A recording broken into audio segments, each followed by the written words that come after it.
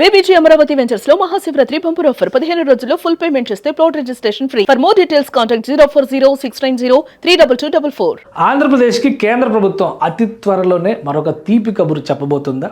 గతంలో పదే పదే రాష్ట్ర ప్రభుత్వం చేసినటువంటి ప్రతిపాదనలు, పర్యటనలు అవన్నీ ఫలించి బీపీసీఎల్ లాంటి అతిపెద్ద రిఫైనరీ అంటే దాదాపు 1,00,000 కోట్ల ఇన్వెస్ట్మెంట్, మరోవైపు విశాఖలో గ్రీన్ హైడ్రోజన్ హబ్, దాని పక్కనే ఆర్సిలర్ మెటల్ స్టీల్ కంపెనీ అంటే నిప్పన్ స్టీల్ రెండు కలిపి, ఆర్సిలర్ స్టీల్, నిప్పన్ స్టీల్ కలిపి వస్తున్నటువంటి వ్యవస్థ, ఒక పెద్ద కంపెనీ వస్తుంది. అదే తరహాలో ఇప్పుడు మరొక ప్రకటన అతి త్వరలో వచ్చే అవకాశం కనిపిస్తుంది. ఏపీ సీఎం చంద్రబాబు నాయుడు ఢిల్లీ పర్యటన సందర్భంలో వస్తున్నటువంటి ఫీలర్స్ పరంగా చూస్తే దేశంలోనే అతిపెద్ద ఏరోస్పేస్ క్లస్టర్ ఆంధ్రప్రదేశ్లోనే ఏర్పాటు అయ్యేటువంటి అవకాశం కనిపిస్తుంది. ఇటీవల మనం ఒక వీడియో కూడా చేసాం. ఎంబ్రియర్ వంటి అతిపెద్ద సంస్థ, ప్రపంచవ్యాప్తంగా గుర్తింపు ఉన్నటువంటి విమానయాన సంస్థ, ముఖ్యంగా విమానాలు తయారు చేసేటువంటి సంస్థ ఏపీ ముందు భారతదేశంలో అడుగు పెట్టబోతుంది అనేటువంటి చర్చ, అలానే గుజరాత్, ఆంధ్రప్రదేశ్ పోటాపోటీగా ఇక్కడ ప్రతిపాదనలు సిద్ధం చేసే అనేటువంటి చర్చ మనం మాట్లాడుకున్నాం. ఇప్పుడు తుది అంకానికి చేరినట్టుగా తెలుస్తుంది. ఢిల్లీ పర్యటనలో ఉన్నటువంటి సీఎం చంద్రబాబు నాయుడు ఎంపీలు అందరితో భేటీ అయ్యారు. అలానే పలువురు కేంద్ర మంత్రులతో కూడా వరుస భేటీలు జరిపారు.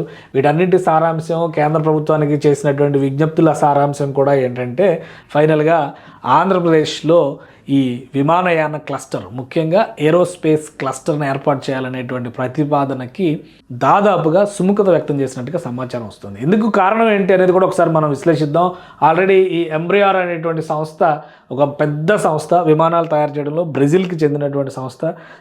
ఈ సంస్థకి ఒక విమానయాన సంస్థ కూడా ఉంది. అంటే విమానాలు తయారు చేయడమే కాదు, విమానయాన సంస్థను కూడా నడుపుతున్నటువంటి పెద్ద సంస్థ అనమాట. ఇది ఒక భారీ క్లస్టర్ని ఇండియాలో పెట్టాలని ఆశిస్తోంది. ఎందుకంటే భారతదేశంలో రాబోయేటువంటి 10 ఏళ్లలో దాదాపు 600 విమానాలు అవసరం ఉంటుందని చెప్పి ఒక అంచనా వేశారు.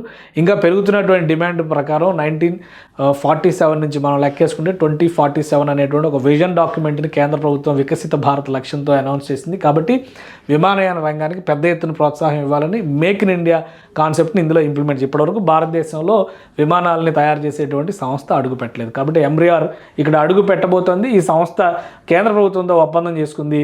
కేంద్ర పౌర విమానయాన శాఖ మంత్రి రామ్మోహన్ నాయుడు కూడా దీన్ని ప్రకటించారు.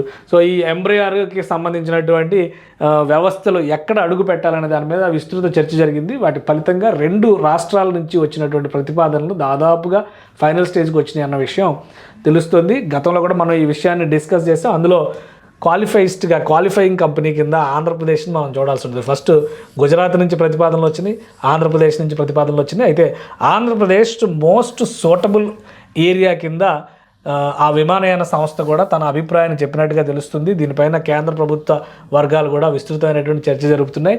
ఇక్కడ పెద్ద ఎత్తున దాదాపుగా 8,000 ఎకరాల భూమి అందుబాటులో ఉందన్న విషయం కూడా మనం ఇంతకుముందు చర్చించాము.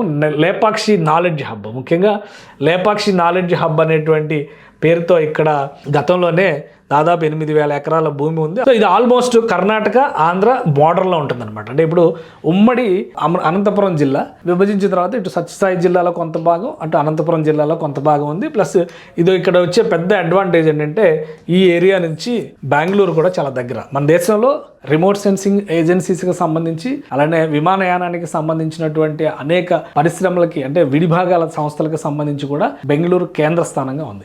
సో బెంగళూరుకి అత్యంత దగ్గరలో ఉండడం అనేది దీనికి కలిసి వచ్చేటువంటి అంశం. అటువైపు ఆంధ్ర తెలంగాణ బార్డర్, ఇటువైపు ఆంధ్ర కర్ణాటక బార్డర్. సో ఏ రకంగా చూసినా కానీ దక్షిణాదిలో పెట్టడం అనేది ఒక సేఫెస్ట్ ప్లేస్ అవుతుంది విమానయాన రంగానికి సంబంధించినటువంటి పరిశ్రమల్ని, ఉత్పత్తుల్ని ప్రోత్సహించడానికి. పైగా పెద్ద క్లస్టర్ అవుతుంది కాబట్టి దేశంలోనే అతిపెద్ద విమానయాన క్లస్టర్గా ఇది మారడానికి అవకాశం ఉంటుంది. సో కేంద్ర ప్రభుత్వానికి ఏపీ సీఎం చంద్రబాబు నాయుడు మరోసారి విజ్ఞప్తి చేసినట్టుగా తెలుస్తుంది. ఈ అభిప్రాయ సేకరణలు అన్నీ కూడా కంప్లీట్ అయిన తర్వాత క్లియరెన్స్ వస్తే కనుక ఆంధ్రప్రదేశ్కి ఒక భారీ పరిశ్రమ వచ్చినట్టే. ఈ సంస్థ వస్తే కనుక 1,000 కోట్ల పెట్టుబడులతో పాటు దాని అనుబంధ పరిశ్రమలు పెద్ద ఎత్తున విస్తరించడానికి అవకాశం ఉంటాయి. 2 ప్లేసెస్ని ఏపీ సర్కారు స్పేస్ సిటీకి సంబంధించినటువంటి హబ్స్గా, ఏవియేషన్ హబ్స్గా డిజైన్ చేసింది. వాటిలో ఒకటి ఈ ఏరియా అయితే, రెండవది ఇటువైపు ఉన్నటువంటి అంటే ఇస్రోకి అతి సమీపంలో ఉన్నటువంటి తిరుపతికి సమీపంలో, ఇంకా చెప్పాలంటే శ్రీ సిటీకి తిరుపతికి మధ్యలో ఉన్నటువంటి ప్లేస్లో మరొక స్పేస్ సిటీని డిజైన్ చేసింది. అది చేస్తే అటు చెన్నైకి కూడా కనెక్టివిటీ ఈజీ అవుతుందని చెప్పని రాష్ట్ర ప్రభుత్వం భావిస్తుంది. సో ఇటు బెంగళూరుని కేంద్రంగా చేసుకుని ఇటు ఈ క్లస్టర్, అటు చెన్నై, ఈ నాలుగిటిని ఒక క్లస్టర్స్ కింద మనం చూస్తే కనుక ఇంపార్టెంట్ సైంటిఫిక్ రీసెర్చ్ సెంటర్స్గా భవిష్యత్తులో మారబోతున్నాయి. ముఖ్యంగా ఏవియేషన్ రంగానికి సంబంధించి ఏరోనాటికల్ ఇంజనీరింగ్కి సంబంధించినటువంటి ఉద్యోగ ఉపాధి అవకాశాలు పెద్ద ఎత్తున ఈ ప్రాంతాల్లో వచ్చేటువంటి అవకాశం ఉంది.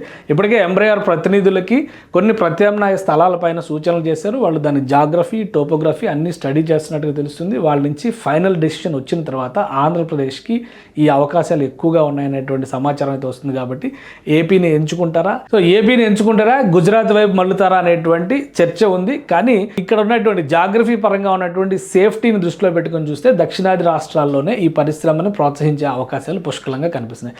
ఏపీ సీఎం ఢిల్లీ టూర్ ఫలితంగా ఈ నిర్ణయం కేంద్రం తీసుకోవడానికి అవకాశం ఉంటుందా? కేంద్ర ప్రభుత్వానికి అనేక విజ్ఞప్తులు చంద్రబాబు నాయుడు చేశారు. అదే క్రమంలో ఈ విజ్ఞప్తిని కూడా మన్నిస్తారా? ఒకవేళ ఈ పరిశ్రమ కనుక వస్తే రాయలసీమ ప్రాంతంలో ఉపాధి మార్గాలు పెద్ద ఎత్తున పెరిగేటువంటి అవకాశం ఉంటుంది.